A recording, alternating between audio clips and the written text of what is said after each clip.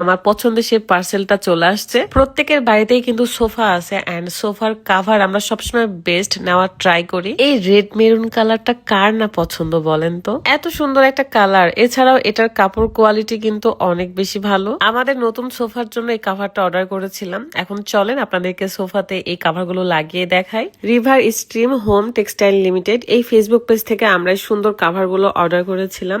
আপনারাও যারা নিজের ঘরকে আরো আকর্ষণীয় সুন্দর করতে চান, নিজের সোফাগুলোকে সুন্দর করে রাখতে চান, তারা অবশ্যই পেজে নক করবেন। তাদের পেজটা আমার ভিডিও ডিসক্রিপশনে দেওয়া আছে। আমার মেয়েটা সোফাগুলো নিয়ে খেলাধুলা করে, এই কারণে এগুলো এলোমেলো করা ছিল।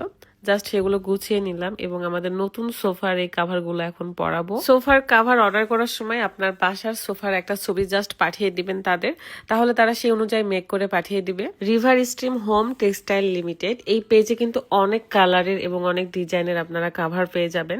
ডাইনিং এর কাভার থেকে শুরু করে চেয়ার, সোফা সব ধরনের কাভারই আছে। 100% কালার গ্যারান্টি। আপনি যতবারই ওয়াশ করেন না কেন কখনোই কালার উঠবে না, এমনকি আয়রন করারও প্রয়োজন নেই। দেখে বোঝা যাচ্ছে কাপড় কোয়ালিটি কত বেশি সুন্দর। কাভার গুলো লাগানোর পরে অনেক বেশি সুন্দর দেখা যায় এবং আপনার এই নতুন সোফা গুলো অনেক ভালো থাকবে।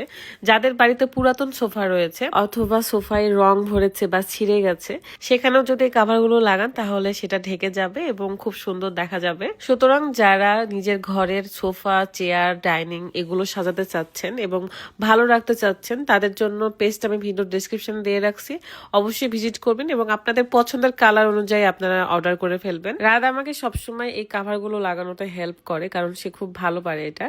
দেন পরে আমরা সোলা দিয়ে এটা পুশ করে দেই যেন সুন্দর হয়ে ফিট হয়ে থাকে। তাছাড়াও এই কাভার গুলোর বিষয়ে বেশি কিছু বলার নেই, কারণ সবাই জানে এটার কোয়ালিটি এবং এটা বেশ ভাইরাল ও ফেমাস। সব বাড়িতেই কম বেশি কাভার গুলো দেখা যায়, সো ভালোই লাগে, আমার নিজেরও ভালো লাগে। আমরা তো অনেকগুলো কালার আসলে নিয়েছি, যখনই মন চায় তখনই চেঞ্জ করে ফেলি, কারণ আলাদা আলাদা দেখতে মাঝে মধ্যে ভালোই লাগে। ভিডিও শুরুতে যা বলছিলাম যে যেন মাঝে মাঝে মনে হয় একা কোথাও ঘুরতে যাই বা একা কোথাও থাকি।